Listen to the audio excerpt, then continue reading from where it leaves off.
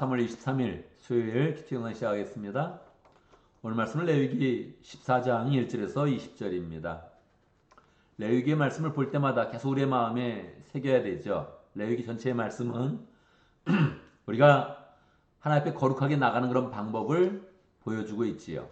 하나님이 보여주지 않으면 우리는 그냥 죄 가운데 있고 죄인으로서 있고 하나님께 나아갈 수 있는 그런 방법이 없습니다. 그런데 하나님께서 우리에게 하나님 앞에 거룩하게 서는 그런 방법을 가르쳐 주신 것이지요.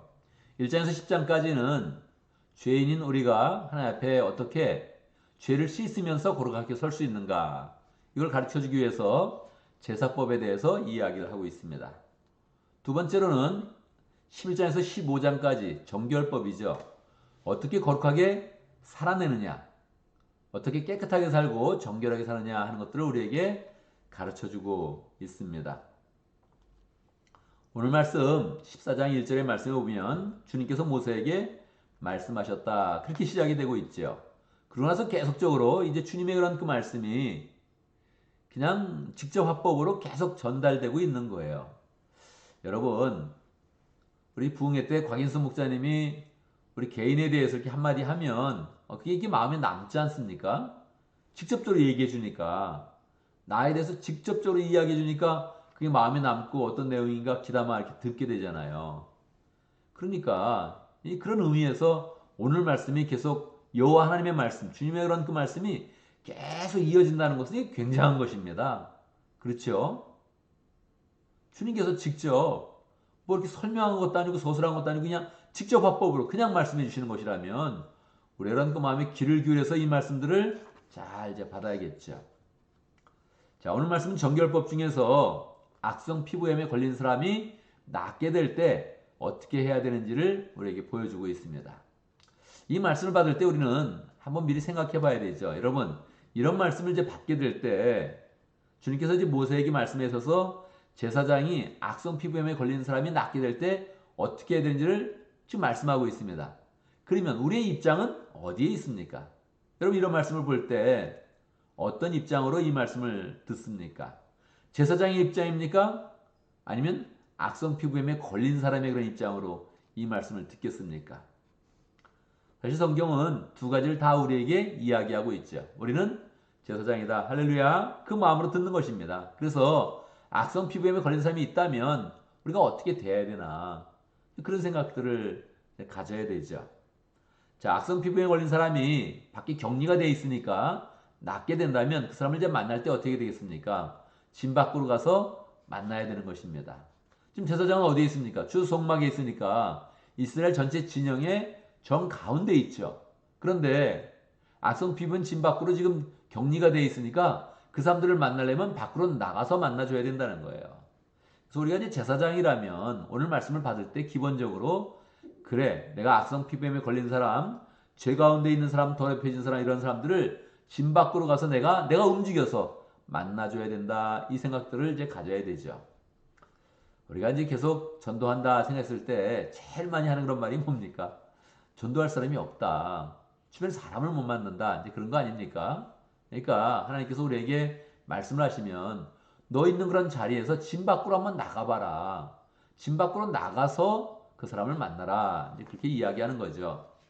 강인선 목사님도 우리 교회를 향해서 하시는 그런 말씀이 뭡니까? 우리 교회가 참 순수하고 깨끗하고 주님의 일꾼이 참 많은데 같이 있다는 거예요. 끼리끼리만 있지 이 자기의 그런 수준이 맞지 않으면 인사도 잘 하지 않고 사람을 맞이하는 그런 그 자세가 좀 부족하다는 거예요. 그게 한편에서는 돌덩이 같다, 그렇게 이야기한 건데, 자기의 영역을 계속 지키고 있고 자기의 친구만 가지고 있고 그냥 자기의 그런 평상시에 그런 삶만 가지고 있으면 사람을 못 만나죠, 당연히. 거기는 다 친구고 그냥 원래 알던 사람이고 원래 교회 다니는 사람이고, 그래서 만날 사람이 없다, 아는 사람이 없다, 새로운 사람은 없다, 계속 그렇게 이야기하게 되는 거죠. 우리가 제사장이라면 진 밖으로 가서 악성 피부에 걸렸던 그런 사람을 만나주는 겁니다. 그리고 진찰도 해주고 이야기도 들어주고 이런 마음을 이제 갖게 되는 거죠.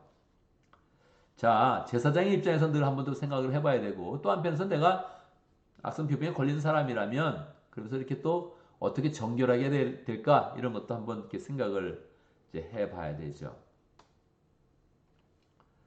만약에 악성 피부병에 걸렸었다. 그러면 어떻게 되겠습니까? 격리가 됐어요. 격리가 되는데 이제 문둥병과 같은 그런 악성 피부염이라면 보통 이제 나을 방법이 없답니다. 이 문둥병이 지금도 잘 이렇게 취하는 그런 방법이 별로 없다는 거예요. 그러니까 이제 자꾸 이제 격리해서 밖으로 이제 내보내는 건데 옛날 같으면 더 심했겠죠. 옛날 같으면 정말 약도 없고 원도 없고 병원도 없고 이게 뭐 나을 방법이 없는 겁니다. 그래서 악성 피부염을 잘 치료하면 이렇게 되지 않고 그것이 이렇게 낫게 되면 나아지게 되면 정결하게 되면 이렇게 이제 이야기를 하는 것입니다. 우리가 병에 걸렸다면 악성 피부에 걸렸다면 나을 방법이 없는 거예요. 그리고 격리되어 있는 거예요. 아유, 어떻게 사는 겁니까, 여러분? 그냥 격리돼 가지고 저 바깥에서 사회생활도 하지 못하고 치료도 받지 못하고 음식도 잘 먹지 못하고 이렇게 산다면 얼마나 마음이 갈급해지겠습니까? 이거는 낫는 방법이 당시 약도 없고 병원도 없으니까 정말 하나님의 은혜를 전적으로 의지하는 거죠. 하나님께서 낫게 해주셔야 되는 겁니다. 그러니까 하나님의 은혜를 간절히 사모해가지고 하나님 그걸 낫게 해주십시오. 이런 그 마음으로 이제 갖게 되는 거죠. 그래서 하나님의 은혜가 주어지면 저 나왔습니다. 저를 받아주십시오 하면서 이제 나오게 되는 거죠.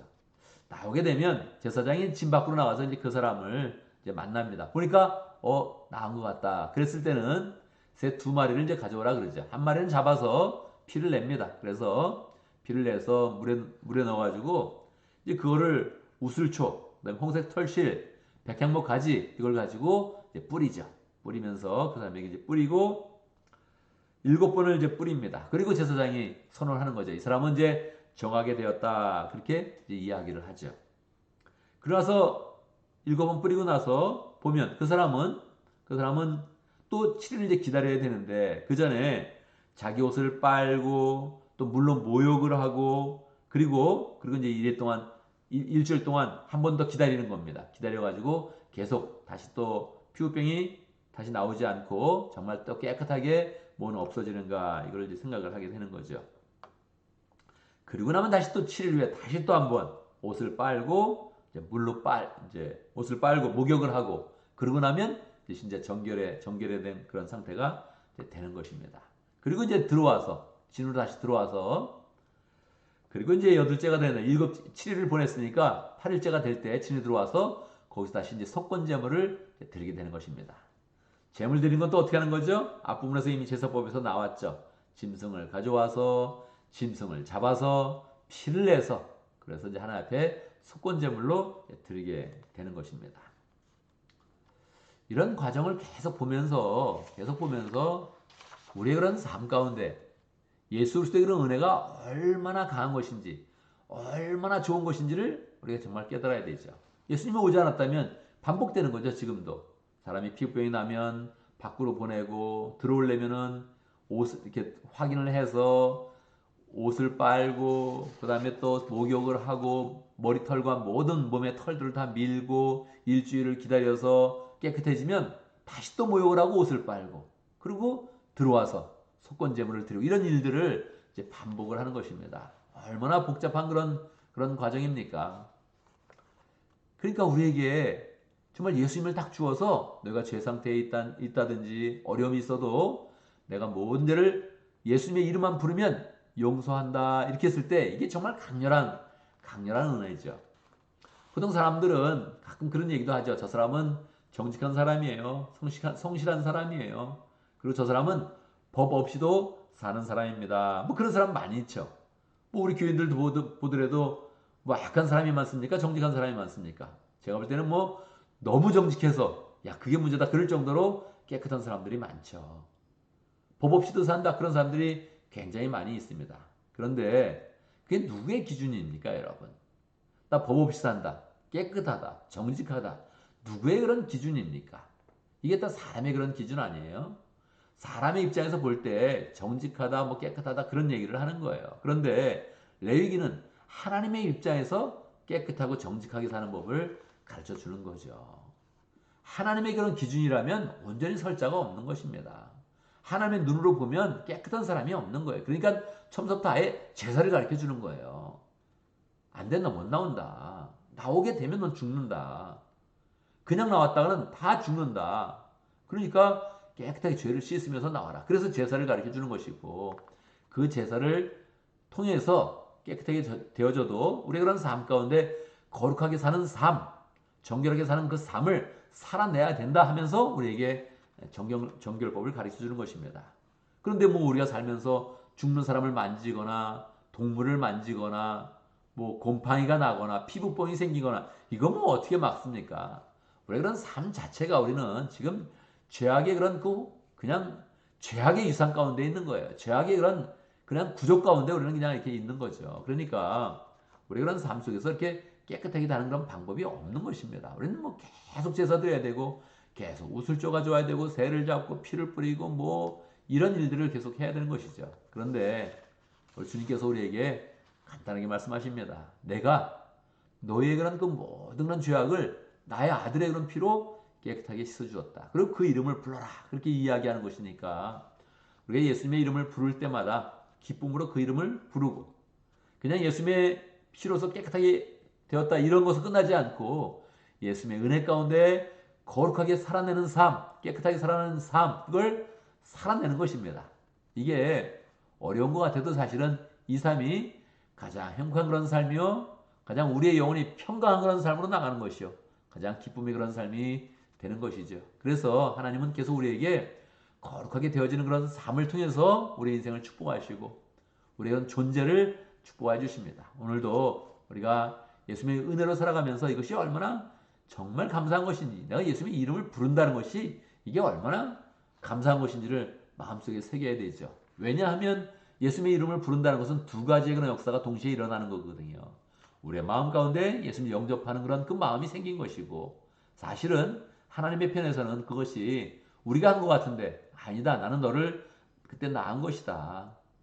영접하는 자 곧 그 이름을 믿는 자들에게는 하나님의 권세가 되는 그런 하나님의 자녀가 되는 권세를 주셨다 이렇게 말씀하시는 것인데 하나님이 주시는 거거든요.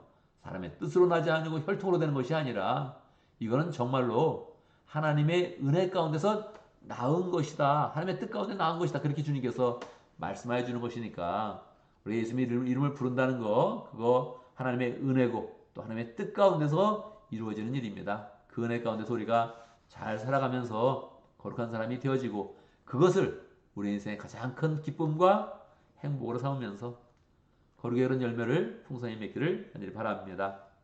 오늘도 말씀 가운데 기도 제목 붙잡습니다. 우리 그런 삶 가운데 오늘도 깨끗한 삶, 정결한 삶, 하나님 입장에서 하나님 수준에서 정결한 삶을 잘 살아갈 수 있도록 노력해서 더 하나님의 은혜로 들어가는 복된 사람이 되어줄 수 있도록 기도합니다.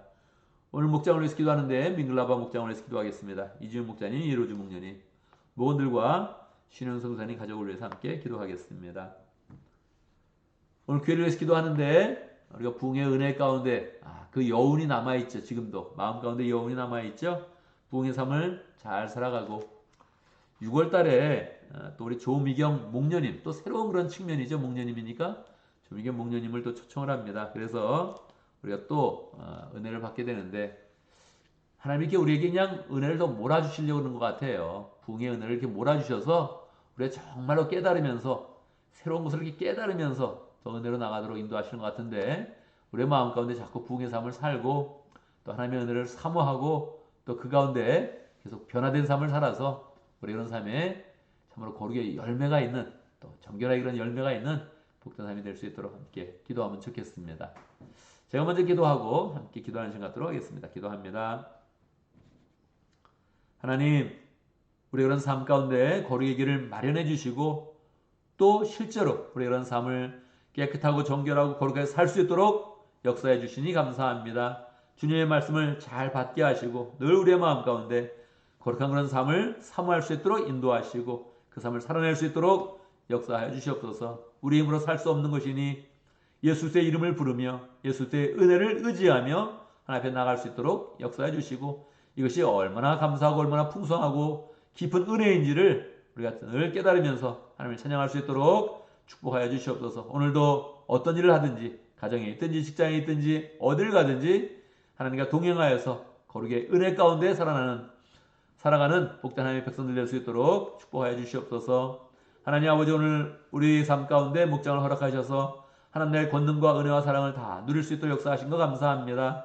민글라바 목장의 이지우 목자님, 이로주 목녀님 축복해 주시고 주님의 마음으로 목장을 섬길 때마다 행복하게 해주시고 또 행복한 그런 사역이 될 수 있도록 역사해 주시고 행복의 은혜가 목장 가운데 풍성하도록 역사하여 주시옵소서. 모두도 모일 때마다 믿음의 가족들이 갖는 그런 기쁨과 은혜가 충만하도록 역사해 주시고 신영 성사님 민글라바 미얀마 지역에서 열심으로 사역할 때마다 하나님께서 은혜를 베풀어 주시고 능력으로 함께 해주시고 하나님 아버지 또 신학교 사역을 통해서 원주민을 계속 전도하고 또 예수님의 제자로 길러내고 있는데 그 삶 가운데 하나님의 은혜가 풍성하도록 역사하여 주옵소서. 하나님 우리에게 부흥의 은혜를 주신 거 감사합니다. 부흥의 그런 여운 가운데 살고 있는데 잘 살아내면서 부흥의 그런 열매를 거둘 수 있도록 역사해 주시고 하나님 또 6월 달에도 한 번 더 부흥회가 있습니다. 하나님 이렇게 폭포수와 같이 우리에게 은혜를 부어주시려고 하는데 우리의 마음이 잘 예배되게 하시고 준비되게 하시고 그 은혜를 받게 해주시고 살아내며 기쁨과 은혜가 충만하도록 역사하여 주옵소서. 하나님 아버지 오늘 하루 주의 은혜 가운데 시작합니다. 기도하고 시작하는 그 삶에 복을 허락하여 주시고 좋은 일이 많이 있게 해주시고 사고와 죄악과 어려운 모든 재앙들은 다 피할 수 있도록 역사해 주시고 하나님의 은혜 가운데만 거할 수 있도록 축복하여 주옵소서. 예수님의 이름으로 기도드리옵나이다. 아멘.